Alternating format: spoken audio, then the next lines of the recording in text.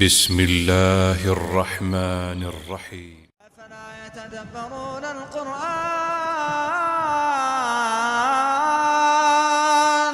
أفلا يتدبرون القرآن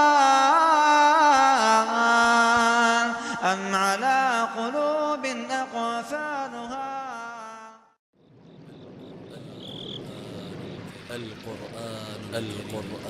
القرآن الكريم كتاب أنزلناه إليك مبارك ليدبروا آياته وليتذكر أولو الألباب. أنزلناه إليك مبارك ليدبروا آياته پر نازل کی ہے بابرکت ہے تاکہ لوگ اس کی آیتوں میں غور کریں اور الحمد لله رب العالمين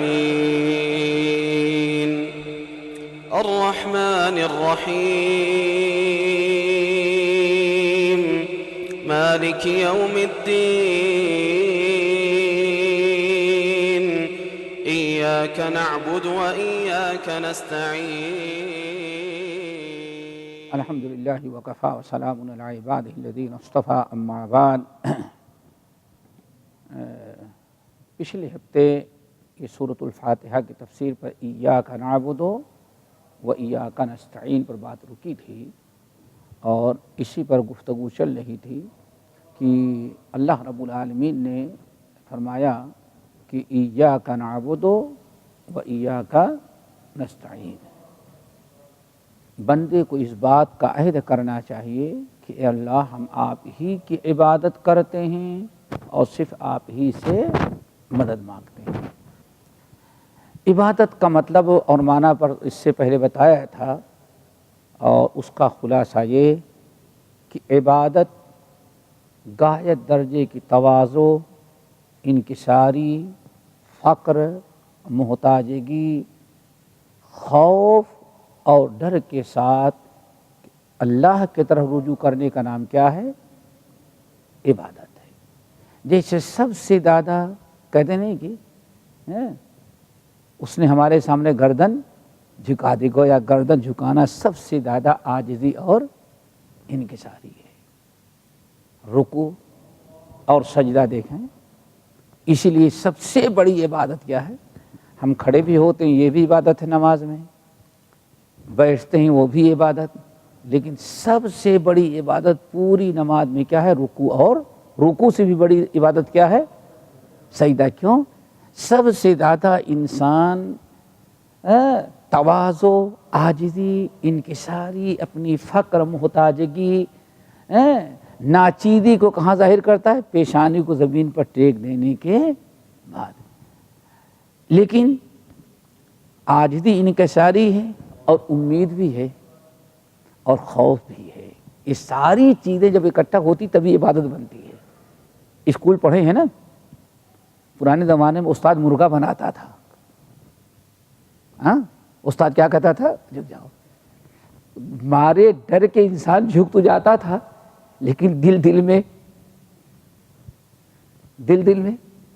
استاد کو گالیاں بھی تھے تو موقع پا جائے اٹھا کے سر دیکھتا بھی تھا. دیکھیں انسان یہاں نماز میں بھی رکوع کیا اور وہاں اسکول میں بھی استاد کے سامنے اپنا جھکتا تھا. بظاہر ایک ہی چیز ہے لیکن اس کو عبادت نہیں ہم کہہ سکتے. عبادت شرک تو کہہ سکتے ہیں غیر اللہ کے لیے رکوع اور سجدہ کرنا. کیوں؟ کہ غایت درجے کی عاجزی، انکساری وہ کر رہا ہے. اتنی عاجزی صرف کس کے لیے ہونی چاہیے؟ اللہ کے لیے، کسی مخلوق کے لیے نہیں. لیکن اس کو ہم عبادت نہیں کہیں گے. کیوں؟ عبادت میں، اللہ کی عبادت میں عاجزی بھی ہو، انکساری بھی ہو، خوف بھی ہو، امید بھی ہو اور جلالت اور عظمت کا خوف اور ڈر بھی ہو. اسی لیے ایک انسان اللہ کے لیے جب رکوع کرتا ہے تو کتنی دیر تک رکوع کرے لیکن اس کو احساس نہیں ہوتا کہ میری کمر دکھنے لگی. وہ بھی کوئی مصیبت میں انسان ہو رب کے سامنے رو رو کر کے گڑ گڑا کر کے سجدہ کرنے لگے، رکوع کرنے لگے، اور اللہ تعالیٰ سے مانگنا جب چاہتا تو پھر ذرا دیکھیں ایسی عاجزی ہوتی ہے، انسان اجر و ثواب کی امید بھی رکھے ہے، اللہ تعالیٰ ادھر ادھر دیکھنا اللہ کے شان کے خلاف اور بے ادبی بھی سمجھتا ہے، خوف بھی ہے اور اللہ تعالیٰ عاجزی بھی ہے، امید بھی ہے۔ یہی نقطہ یاد رکھیں عبادت کا۔ جب یہ ساری چیزیں آپ نے عبادت کی سمجھ لیں تو ایک بڑی اہم چیز یہ اگر اچھی طرح سے سمجھیں گے تبھی بات آئے گی سمجھ میں، کہ شرک کرنے والے جو تھے وہ بھی خاص طور سے کفار مکہ جو 360 بتوں کی پوجا کرتے تھے، اللہ تعالیٰ کی عبادت وہ بھی کرتے تھے، اللہ کی عبادت کرتے تھے، لیکن ان کو مشرک قرار دیا، کافر قرار دیا گیا، قل یا ایھا الکافرون۔ دیکھیں ان کا عقیدہ وَلَئِن سَأَلْتَهُم مَّنْ خَلَقَ السَّمَاوَاتِ وَالْأَرْضِ لَيَقُولُنَّ اللَّهُ، اگر ان سے آپ پوچھیں کہ زمین اور آسمان کو کس نے پیدا کیا تو مشرکین مکہ کیا کہتے؟ اللہ۔ ان سے پوچھو کہ آسمان سے بارش کون برساتا ہے تو لَيَقُولُنَّ اللَّهُ۔ دیکھیں ہر چیز وہ اللہ تعالیٰ خالق مالک رازق اللہ تعالیٰ کو مانتے تھے، لیکن اس کے باوجود قرآن پاک میں اللہ نے نبی کو بھیج کر کے قرآن پاک کو نازل کر کے اللہ تعالیٰ نے ان کو مشرک قرار دیا۔ ان کو اس شرک میں مبتلا کیوں ہوئے؟ کچھ شبہات تھے، وہی سمجھنا ہے۔ پہلا شبہ ان کو یہ تھا وہم، اور شبہ کہتے کہ ہم یہ جو ہمارے معبود ہیں لات ہوں عزیٰ، ہم ان کی نیاز دیتے ہیں، نظر مانتے ہیں، ان کا طواف کرتے ہیں، ان کے سامنے پیشانی بھی جھکاتے ہیں، ان کی عبادت نہیں کرتے، بلکہ اس لیے ان کے سامنے جھکتے ہیں کہ اللہ تعالیٰ کی نیک بندے ہیں، ان کی روحیں ہیں، اور ان کو اگر ہم خوش کریں گے تو اللہ تعالیٰ ہماری وہ شفاعت کر دیں گے۔ یہی ایک سب سے پہلا شبہ تھا جس کی بنا پر انہوں نے اس شرک میں مبتلا ہو گئے۔ پہلا شبہ، کئی شبہ ایسے ہی جس کی بنا پر وہ شرک میں مبتلا ہوئے۔ آپ ذرا سوچیں، کوئی عرب کے لوگ جو تھے مکے والے، وہ نہ ہم اپنے ہندوستان کے رام کے ماننے والے تھے، نہ گنیش کے ماننے والے تھے، نہ کرشن کے ماننے والے تھے، کسی بھی ہندو دیوتا کو تو مانتے ہی نہیں تھے۔ وہ تو اصل میں ابراہیم خلیل اللہ کی نسل تھی۔ حضرت پورے عرب کو کہا جاتا ہے اسماعیل علیہ السلام کی اولاد، تو گویا کہ مکے والے دو نبیوں کی اولاد تھے، ابراہیم اور اسماعیل۔ اور آپ حضرات جانتے ہیں شرک ہی کی وجہ سے ان کے باپ ابراہیم کو آگ میں ڈالا گیا، لیکن پھر بھی وہ قوم کو مشرک ہو گئی، اتنی قربانیاں دینے کے باوجود مشرک۔ قل یا ایھا الکافرون ان المشرکین نجس، آخر کیوں ہوا؟ یہی ایک شبہ ان کے اندر شیطان نے ڈالا۔ جیسے صحیح بخاری کی روایت ہے، علم اٹھ گیا، دینی علم حاصل نہ کیا لوگوں نے، جب ساری قوم جاہل رہ گئی تو شیطان کو شفاعت کے نام پر شرک میں مبتلا کرنا بالکل اس کے لیے آسان ہو گیا۔ اسی لیے آئیں دیکھیں کفار مکہ کا، یعنی جو میں نے کہا کہ سارا مسئلہ، انہوں نے کبھی لات اور عزیٰ کو منات کو اپنا خالق مالک نہیں سمجھا، ہمیشہ ان کو مخلوق سمجھے تھے، اللہ کا درجہ نہیں دیا۔ ہمیشہ وہ ایمان رکھتے تھے کہ نہ یہ کسی کو پیدا کر سکتے ہیں، نہ کیے ہیں، نہ خالق ہیں، نہ مالک ہیں، نہ رازق ہیں، سب کچھ سب کا مالک اللہ ہے، بس یہ مقدس ہستیاں ہیں، ان کی شفاعت کے ہم محتاج ہیں، یہ شفاعت کر دیں گے تو اللہ تعالی ہماری جلدی سے بات قبول کر لے گا۔ پھر ایک مثال ہے، یہاں آپ حضرات رہتے ہیں، جہاں معاملہ شفاعت کا آ جاتا ہے، اگر آپ کو معلوم ہے کہ ان کے ہاں آپ کا کام ہے، کوئی آپ کا کام رکا ہوا ہے اور یہ صاحب آپ کا کام کر سکتے ہیں، تو آپ ڈھونڈتے ہیں کہ بھائی ان سے کام کرنا ہے، کبھی وہ تو بڑے آدمی ہیں، کسی ایسے آدمی کو ڈھونڈا جائے جس کی بات وہ مان جائے۔ اب پتہ چل گیا کہ ہم شیخ صاحب سے ان کے بڑے تعلقات ہیں، کام وہ کریں گے لیکن 10 مرتبہ چکر آپ ہمارے ہاں لگائیں گے، ان سے کوئی سروکار آپ کا نہیں۔ کیوں؟ یہ ایجنٹ کے تھرو جو کام ہوتا ہے تو اصل مالک کی ضرورت نہیں، سارا چکر کس کے ہاں لگاتے ہیں؟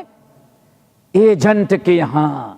یہ یاد رکھو۔ اسی لیے جب مشرکین مکہ نے یہ سمجھا کہ دینے والا تو وہ ہے، قبولیت وہ کرواتا ہے، اللہ قبول اللہ کرتا ہے، لینے دینے کا مالک صرف اللہ رب العالمین کو ہے، لیکن یہ دلواتے ہیں تو اوپر والے کو چھوڑ کر کے وہ سارا چکر کس کے پیچھے لگانے لگے؟ نیچے والوں کے۔ اب یہ دیکھو ایک آیت سورہ یونس کی آیت، رب العالمین ارشاد فرماتے ہیں وَيَعْبُدُونَ مِن دُونِ اللَّهِ مَا لَا يَضُرُّهُمْ وَلَا يَنْفَعُهُمْ وَيَقُولُونَ هَؤُلَاءِ شُفَعَاؤُنَا عِندَ اللَّهِ۔ غور سے سنو، وَيَعْبُدُونَ مِن دُونِ اللَّهِ مَا لَا يَضُرُّهُمْ وَلَا يَنْفَعُهُمْ وَيَقُولُونَ هَؤُلَاءِ شُفَعَاؤُنَا عِندَ اللَّهِ۔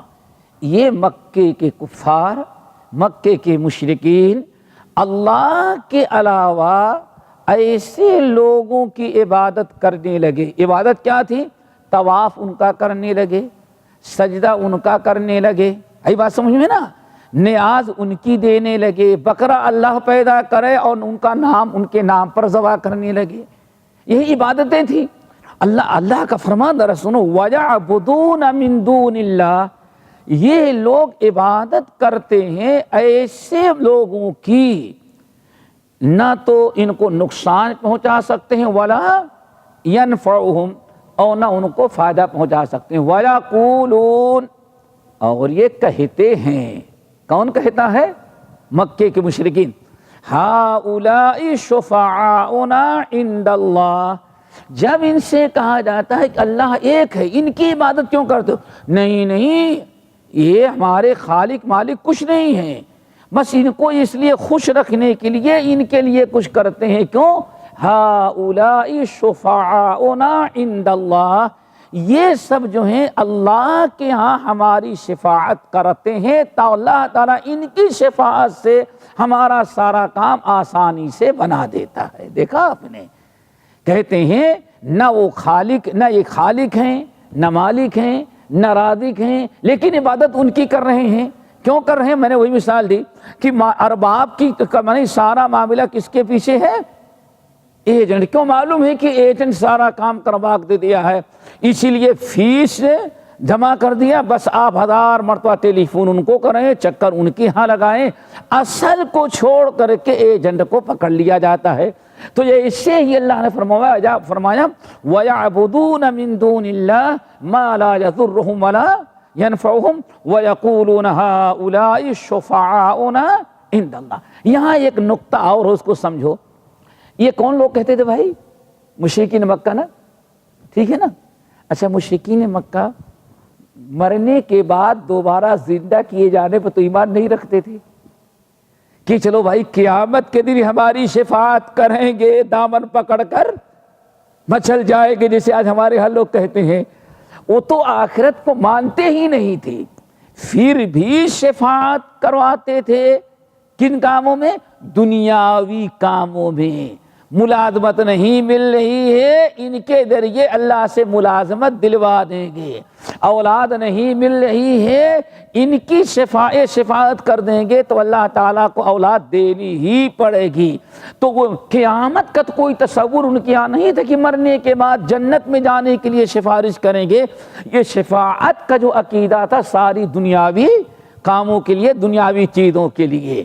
دیکھو جو بتلانا چاہتا تھا وہ کہ سفارش یہ پہلا شک شبہ تھا کہ ہم اللہ تعالیٰ کی سے کچھ مانگنا چاہیں گے، اللہ اتنی اونچی ذات ہے کہ ہم نہیں مانگ سکتے، بلکہ یہی دلوائیں گے تبھی ہمیں ملے گا۔ اچھا ٹھیک ہے، اللہ نے اس سے منع کیا۔ یہ بڑی اہم بات ہے سورہ یونس کی۔ اللہ نے منع کیا نا کہ اللہ کے علاوہ کسی کی عبادت نہ کرو۔ تم لوگ جن کی عبادت کرتے ہو کہ یہ قیامت کے ان کی نظر و نیاز، ان کے یہاں چکر اس لیے ہم لگاتے ہیں، وہاں جا کر اس لیے رکوع سجدہ کرتے ہیں، ان کا طواف کرتے ہیں، ان کے سامنے ہاتھ پھیلاتے ہیں، ان کی روح کو خوش کرنا چاہتے ہیں تاکہ یہ ہماری بگڑی بنوا دیں، شفاعت کروا دیں، کریں گے تو اللہ تعالی ہمارا کام بنا دے گا۔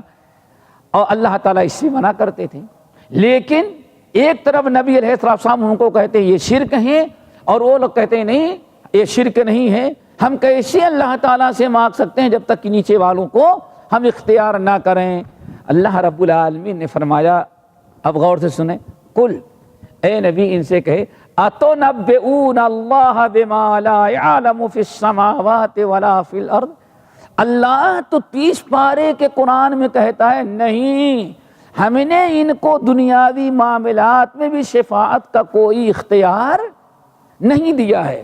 اے نبی اس کے باوجود بزد ہیں، تو کل ان سے پوچھے اتنبئون اللہ، کیا تم اللہ کو ایسی باتیں بتاتے ہو جو اللہ تعالیٰ کو معلوم نہیں، نہ زمین میں اللہ کو معلوم نہ آسمان میں؟ اللہ صاحب معاملہ ہے، اس کو تو معلوم نہیں، وہ تم کو معلوم ہے وہ چیز۔ یعنی ایک عقیدہ مکے والے پیش کر رہے تھے نا کہ نہیں یہ ہمارے یہ دنیاوی حاجات پوری کرانے میں شفاعت کرتے ہیں، اللہ کے نبی دعوت دیتے، اللہ تعالیٰ قرآن بیان فرماتا نہیں لا یملکون ذرا ولا نفعا، یہ ذرہ برابر شفاعت کرنے کے کوئی اختیار نہیں ہے۔ سورۃ نجم میں اللہ نے بیان فرمایا کم من ملک فی السماء، کتنے فرشتے ہیں وہ بھی شفاعت کر کے کسی کی مراد پوری نہیں کروا سکتے، اللہ نے قرآن کے اندر بیان فرمایا۔ لیکن مکے والے کہتے نہیں نہیں، بغیر ان کے اللہ تعالیٰ سے مانگنے سے ملتا نہیں۔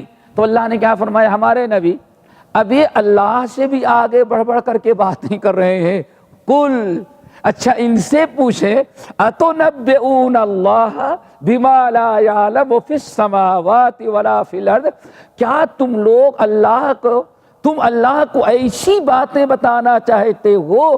اللہ کہتے ہیں ہمارے ہاں ضرورت نہیں ہے، اور جن کو تم پکارتے ہو میں نے ان کو اختیار نہیں دیا ہے، اور تم کہتے ہو نہیں اللہ آپ کے ہاں ضرورت ہے۔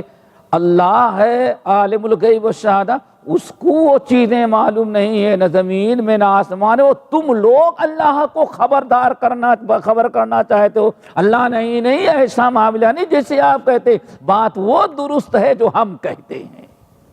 اللہ اکبر، دیکھا آپ نے کتنی بڑی گستاخی ہو جاتی، شرک کتنی بڑی گستاخی کہ شرک کرنے والا اللہ سے بڑا عالم اپنے آپ کو سمجھنے لگا۔ اللہ فرماتے سوچو وہ کون سی بات ہے جو اللہ کو معلوم نہ ہو؟ اللہ جس چیز کا انکار کرتے ہیں تم اس کا اقرار کرتے ہو، اس کی دعوت دے رہے ہو۔ اللہ اکبر، اللہ تعالیٰ شرک سے سب کو بچائے۔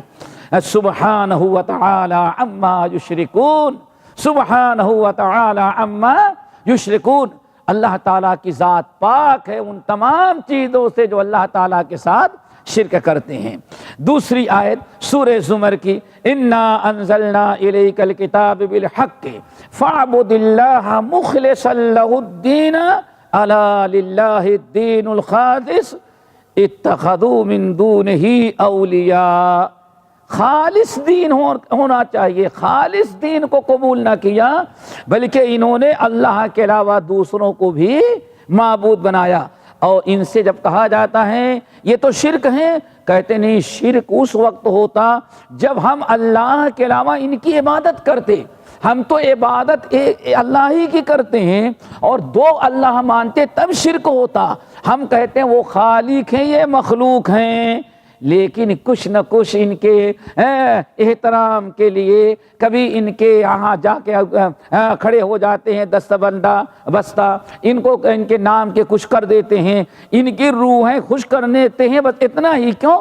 ہؤلاء شفعاؤنا نہیں ما نعبدهم الا ليقربونا الى الله زلفا، ہم اس لیے ساری چیزیں ان کے لیے کرتے ہیں چونکہ اللہ تعالیٰ کے ہمیں قریب پہنچا دیتے ہیں۔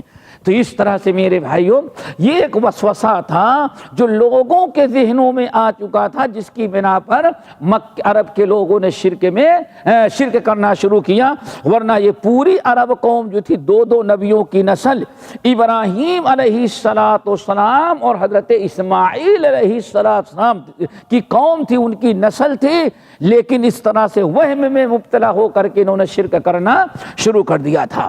دوسری چیز دوستو وہ بھی ہے، دوسرا شبہ کیا کہتے تھے کہ عبادت ہے نماز پڑھنا، ہم نماز تو صرف اللہ کے لیے پڑھتے ہیں۔ نماز کس کے لیے پڑھتے ہیں؟ اللہ کے لیے۔ حج اللہ کے لیے کرتے ہیں، روزہ بھی اللہ ہی کے لیے کرتے ہیں، ہم کہاں شرک کرتے ہیں؟ ہم ان کو پکارتے ہیں مصیبت میں، ان کی عبادت نہیں کرتے۔ دوسرا شبہ جو شیطان نے ان کے ذہن میں ڈالا کیا؟ ہم ان کو پکارتے ہیں، ان کی عبادت نہیں کرتے، دعا میں ان کو پکارتے ہیں، عبادت ان کی نہیں کرتے۔ عبادت شرک اس وقت ہوتا جب ہم ان کی عبادت کرتے، ہم عبادت نہیں کرتے بلکہ کیا کرتے ہیں؟ پکارتے ہیں، شرک نہیں۔ رب العالمین نے قرآن پاک کے اندر ارشاد فرمایا کہ جس طرح سے عبادت شرک ہے عبادت، ویسے ہی اللہ کو غیر اللہ کو پکارنا بھی کیا ہے؟ شرک ہے۔ ایسی چیزیں جس پر صرف اللہ رب العالمین قدرت رکھتا ہے، ایسی چیز جس کا مالک صرف اللہ تعالی ہے، ان چیزوں میں کسی کو پکارنا بھی ویسے ہی شرک ہے جیسے اللہ تعالیٰ کی عبادت کرنا شرک ہے۔ اسی لیے رب العالمین نے ارشاد فرمایا سورہ احقاف آیت نمبر 5، یہ آیت ذرا یاد رکھیے گا۔ رب العالمین نے فرمایا قل ارأیتم ما تدعون من دون اللہ ارونی ماذا خلقوا من الارض ام لهم شرک فی السماوات ائتونی بکتاب من قبل هذا او اثارۃ من العلم ان کنتم صادقین ومن اضل ممن يدعو من دون اللہ من لا يستجیب له الى یوم القیامہ وهم عن دعائهم غافلون۔ یہ بڑی اہم آیت ہے۔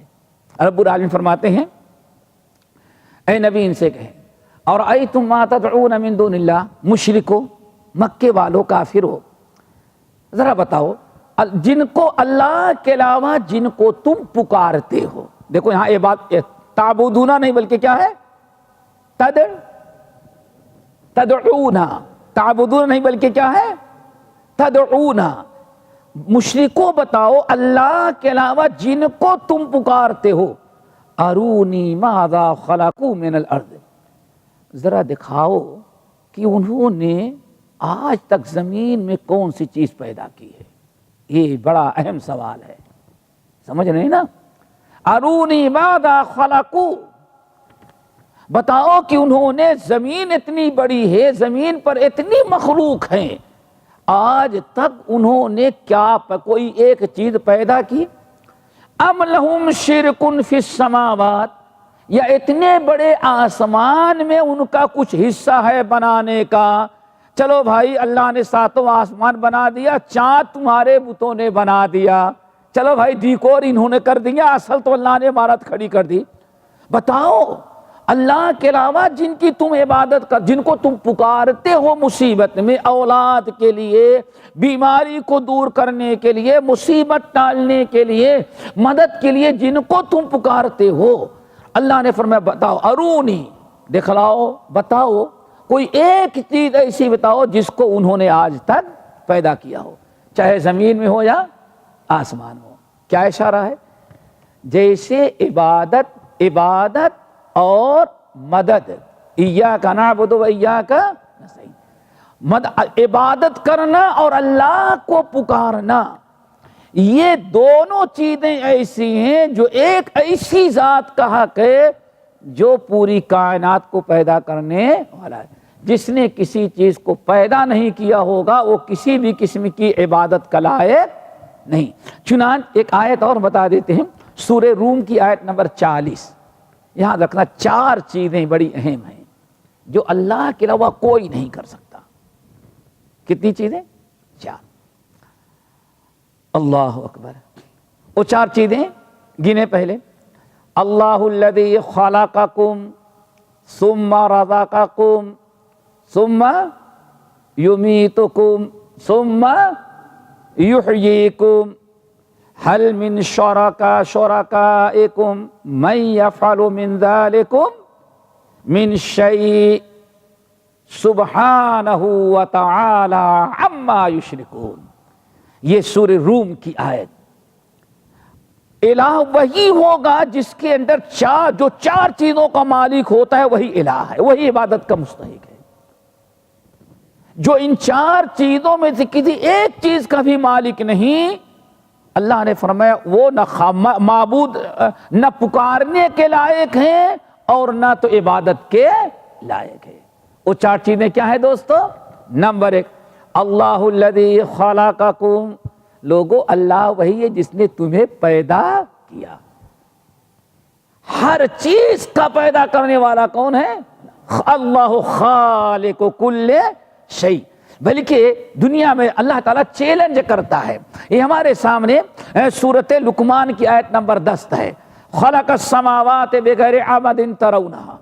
لوگو اللہ نے 7 آسمان بنائے ہیں اور بغیر ستون اور کھمبے کے، ترونہا اپنی آنکھوں سے دیکھتے ہو تم، دیکھو۔ اللہ اکبر، یہ پوچھ رہا ہے اللہ تعالیٰ، لوگو خلق السماوات بغیر عمد ترونہا، اتنے بڑے بڑے آسمان کو اللہ ہی نے پیدا کیا ہے اور بغیر ستون کے۔ اتنی بڑی مسجد ہے، کتنے ستون لگے ہیں؟ ماشاءاللہ 5-6 تو بڑے بڑے ہیں اور 4 چھوٹے چھوٹے ہیں، پتہ نہیں اور کتنے ہوں گے، اوپر بھی ہوں گے کچھ۔ اتنے بڑے مسجد کے لیے دیوار اور اتنے ستون بنے ہوئے ہیں۔ اللہ کیا فرماتے ہیں؟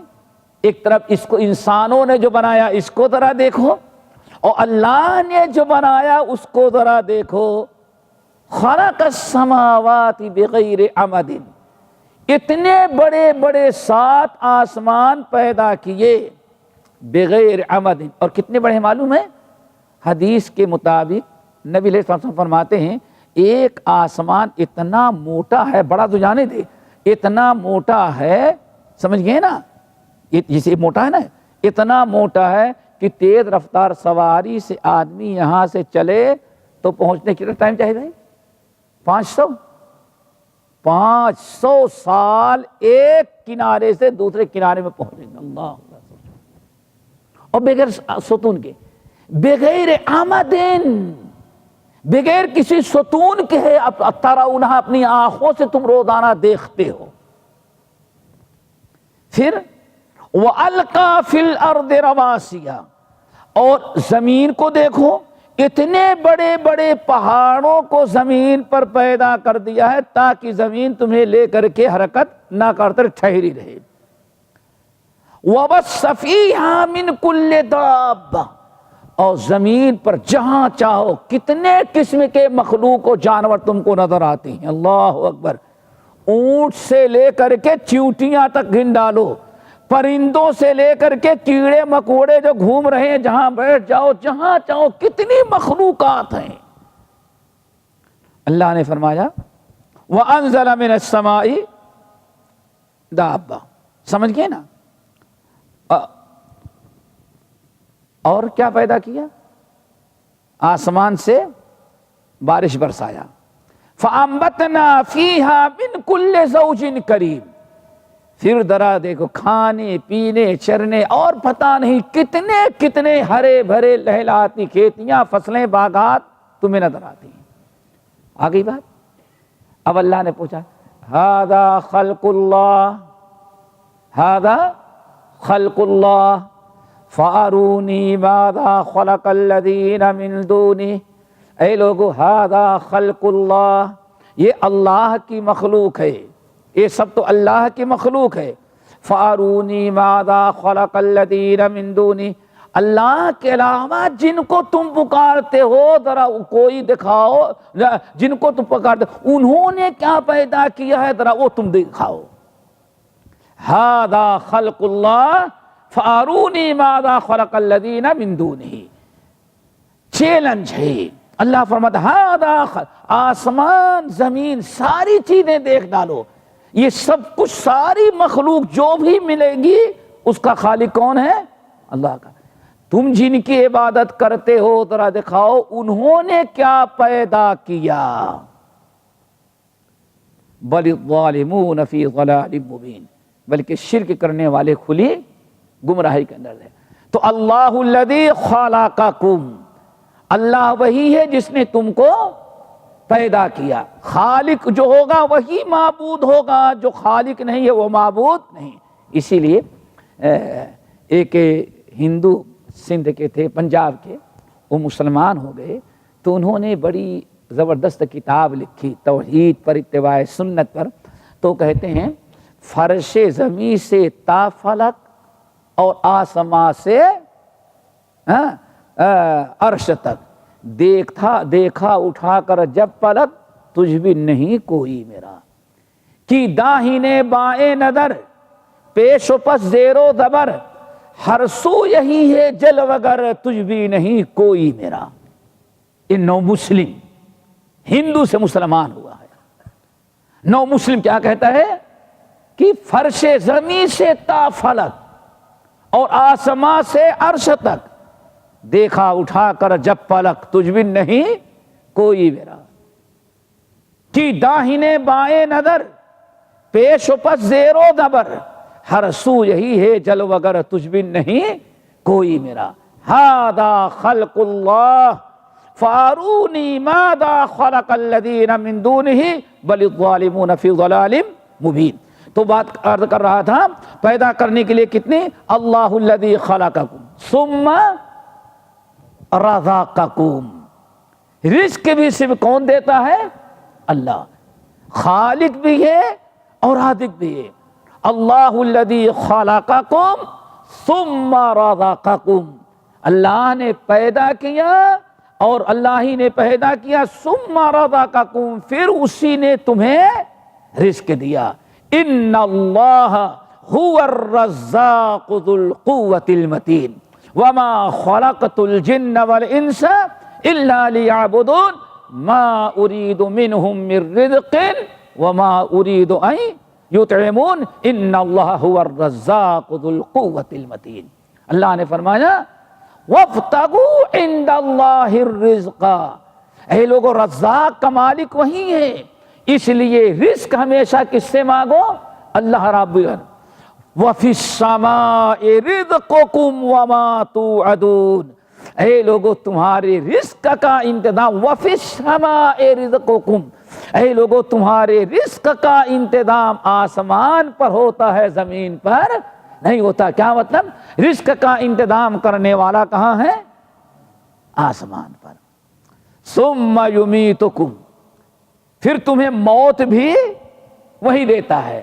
پتہ چل گیا معبود وہی ہوگا جو کون ہے؟ کون ہے معبود؟ وہی ہوگا جو کون ہے؟ پیدا کرنے والا، رزق دینے والا.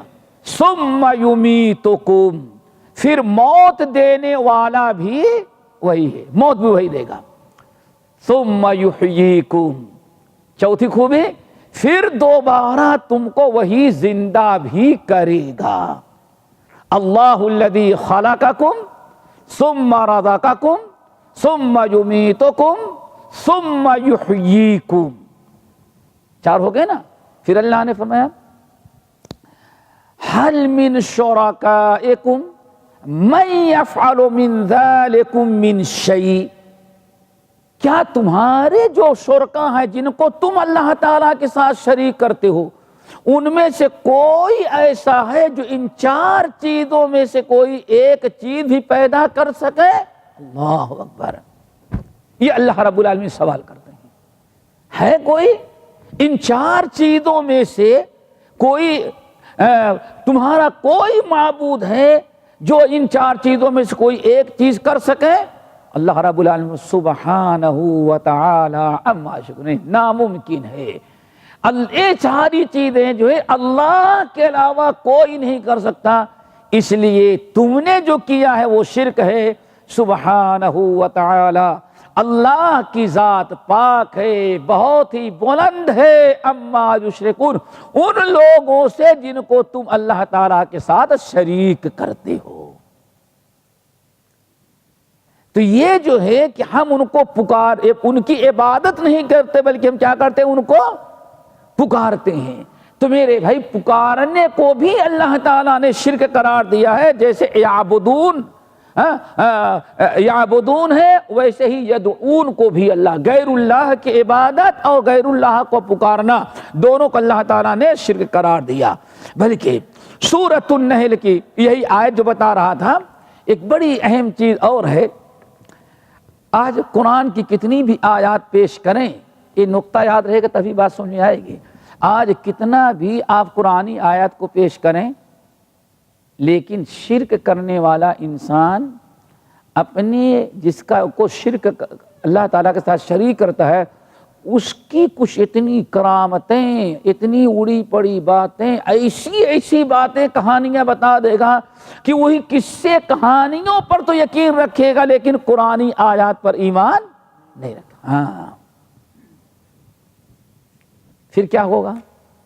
یہی سورۃ احقاف کی آیت جو احقاف یاد رکھیے، اللہ تعالیٰ ارشاد فرماتے ہیں ائتونی بکتاب من قبل ھذا، اے لوگو، اللہ نے تو کہا یہ شرک ہے اور تم کہتے ہو نہیں، تو ایسا کرو، جو عمل تم شرکیہ کرتے ہو اس کی دلیل قرآن سے پہلے کسی اس آیت قرآن میں یا قرآن سے پہلے کوئی آسمانی کتاب ہو، اس آسمانی کتاب سے دلیل لاؤ۔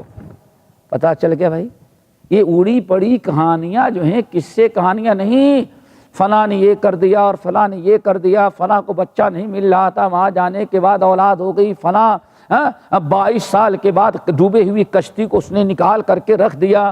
اللہ اکبر، یہ جتنی باتیں تم بیان کرتے ہو، آیا یہ قابل قبول حجت ہے کہ نہیں ہے؟ قرآنی آیات کے سامنے وہ دلیل بن سکتی ہے کہ نہیں بن سکتی؟ اللہ نے فرمایا کہ نہیں، دلیل کیا بنے گی؟ 2 چیزیں، ائتونی بکتاب من قبل ھذا۔ چلو، یہ قرآن کو نہیں مانتے تو قرآن کے بعد بھی جو بہت ساری آسمانی کتابیں ہیں، تورات ہے، انجیل ہے، زبور ہے، صحف موسیٰ ہے، صحف ابراہیم ہے، یہ ساری آسمانی کتابیں ہیں۔ ایسا کرو، ان کتابوں سے بھی کہیں دلیل دے دو، تم جو شرک کرتے ہو شرک نہیں ہے۔ کوئی ان کتابوں سے کوئی لا کر کے دلیل تو پیش کرو بھائی، کیا پتا چلا بھائی دلیل کہاں سے ہونی چاہیے؟ ایسا نہیں سنی سنائی زمین اور آسمان کے اندر کی، آسمان کے اوپر والی نہیں، دلیل کہاں سے ہونی چاہیے؟ ٹھوس دلیل، یہ آسمانی کتاب ہے، ائتونی بکتاب من قبل ھذا۔ اگر قرآن کو نہیں مانتے تو قرآن سے پہلے کوئی آسمانی کتاب لاؤ جس میں یہ لکھا ہو کہ ہاں تم جو کرتے ہو صحیح ہے، یہ شرک نہیں ہے، وہ دکھاؤ۔ اور دوسری دلیل کیا ہے؟ او اثارۃ من علم، یا کوئی علم کی بات کرو، وائی مستند، کوئی دلیل، نبی کی حدیث، نبی کا قول، ان لوگوں کی کوئی باتیں پیش کرو، ورنہ یہ سنی سنائی کہانیاں جو ہیں ان سے شرک ثابت، ان سے قرآنی آیات کو رد کرنے کے لیے دلیل میں پیش نہیں کی جا سکتی۔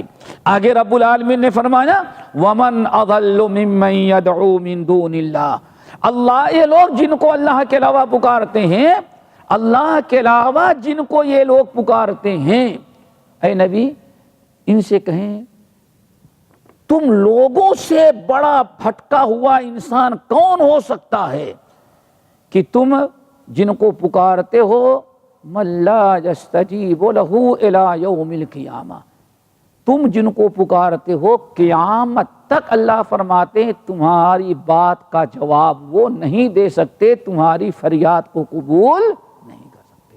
بھائی تو اللہ نے بتا دیا، من لا یستجیب لہ الی یوم، ایک دو سال نہیں، الی یوم القیامہ، قیامت تک وہ بات تمہاری بات کو قبول نہیں کر سکتے۔ اور قبول کون کرے گا بھائی؟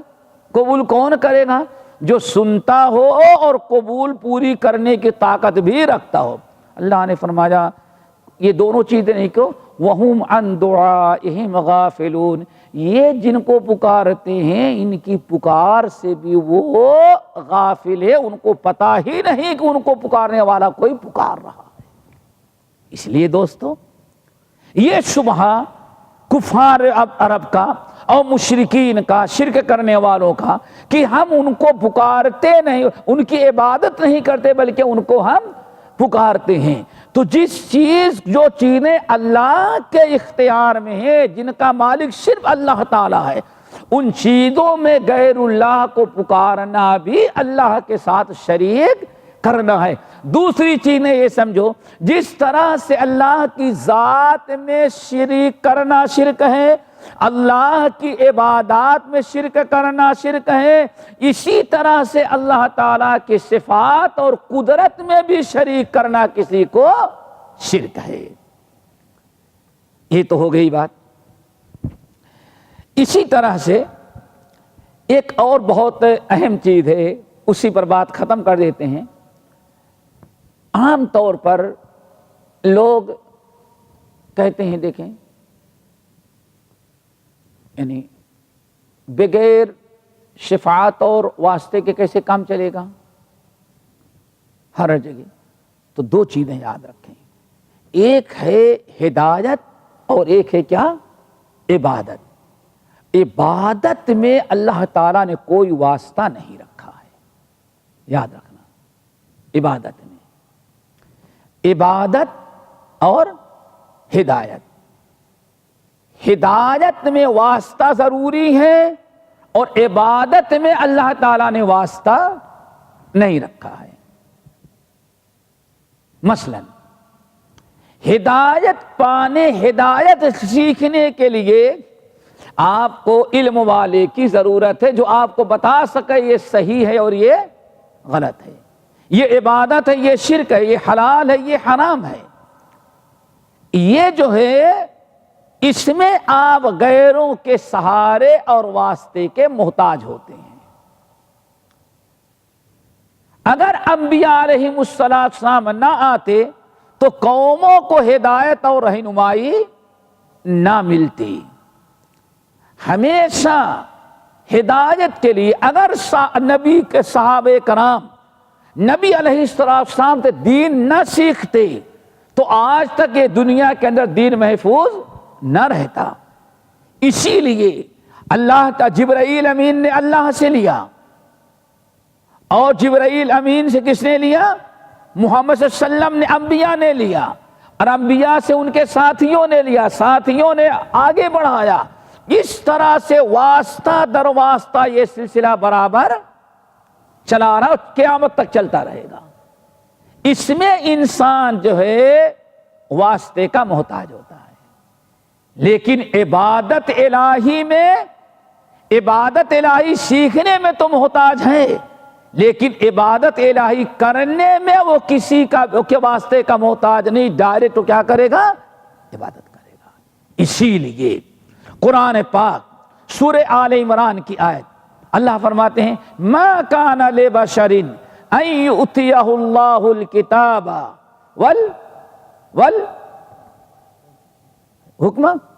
حکمت والنبوۃ، یاد رکھو، ما کان لبشر ان یؤتیہ اللہ الکتاب والحکم والنبوۃ ثم یقول للناس کونوا عبادا لی ولکن کونوا ربانیین بما کنتم تعلمون الکتاب وبما تدرسون۔